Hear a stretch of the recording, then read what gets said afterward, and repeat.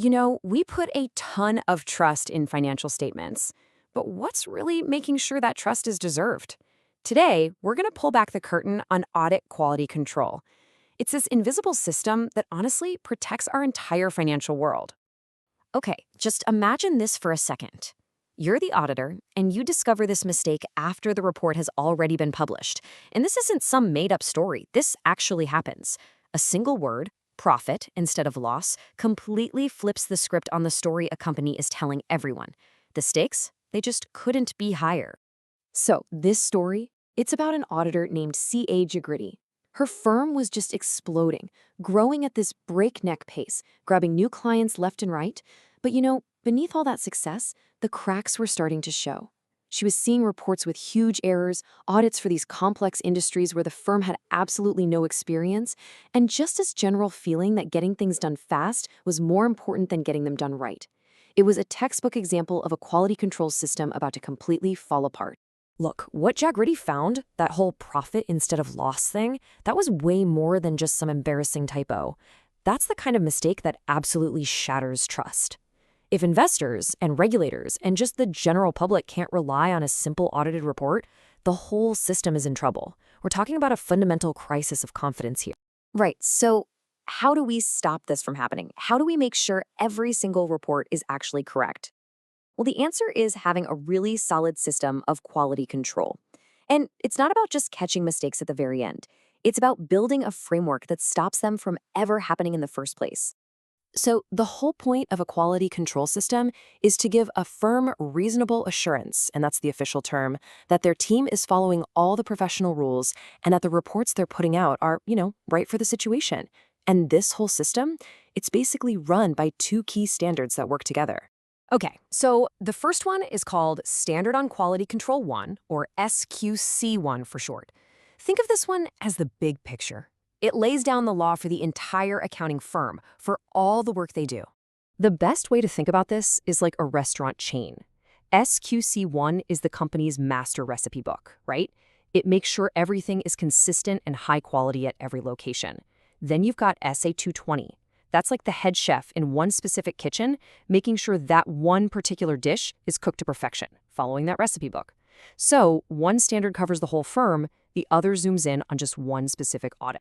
And if you want the official, fancy definition, here it is. The key thing to remember about SQC1 is that it's all about the firm's responsibility. It's a top-down mandate. The entire organization has to set up and maintain a quality control system. All right, now let's talk about the other half of the puzzle. Standard on Auditing 220, or SA220. This one, it zooms right in from the whole firm down to a single job. So SA220 is all about the specific duties of the auditor during one single audit of financial statements. It's really about how the team on the ground, led by the main partner, takes the firm's big rulebook, that's SQC1, and actually uses it for one specific client. Here's another way to think about it that I really like. SQC1 builds the fortress. It's the big, strong walls, all the procedures that protect everything inside. But SA220? That's the guard at the gate for each individual audit, making sure only the right stuff gets through. You absolutely need both. Okay, so what does one of these quality control systems actually look like? What are the moving parts? Well, it's basically built on 6 essential pillars. Every single firm has to have these in place. So it all kicks off right at the top with leadership. They have to create a culture where quality is number one, period. And that culture, it's built on a rock-solid foundation of ethical requirements. These are totally non-negotiable. Then you've got to be smart about who you even decide to work with. That's client acceptance. Of course, you need the right players on your team, which is where human resources comes in.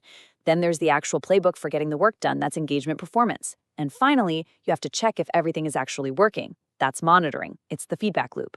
Okay, let's bring this all back to Jagritti's story because it fits perfectly. Remember how she felt that making money was becoming more important than doing good work? Well, the very first rule of quality control says leadership must make quality the top priority. It's non-negotiable.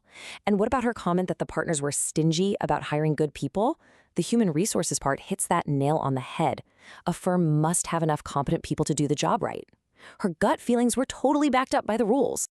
And underneath all of this is the bedrock, ethics. And this is not a nice to have, it's an absolute requirement. We're talking about the big ones: integrity, objectivity, professional competence, confidentiality, and professional behavior. And of course, the absolute king of them all: independence. Okay, let's make this super real for a second. Put yourself in this situation. A family friend's company is in some trouble. Their auditor just quit, and now they're offering your firm a huge contract to take over. So what red flags are just screaming at you here? Well, first, there's a familiarity threat because it's a friend. There's a potential intimidation threat if they start pressuring you for a good report. And you gotta ask, what about the client's own integrity? Why did the last auditor quit?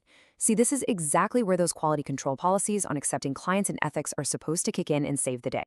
So if there's one thing to take away from all this, it's this. Quality control is not a department. It's not a checklist. It has to be the culture of the firm. It's about building an environment where everyone, and I mean everyone, from the top partner down to the brand new intern, just gets it. They know that quality is everything. When you boil it all down, this whole system is about one simple but really powerful commitment: getting it right every single time. That's the commitment that gives an auditor the confidence to sign their name. And it's what gives all of us the ability to trust the numbers that make our whole economy tick. So here's a thought for you. The next time you see an auditor's report, those few short paragraphs in an annual report, maybe just pause for a second. And I hope you'll think about this huge invisible system of quality, this whole structure of rules and culture that stands right behind those words, making sure they're words you can actually believe in.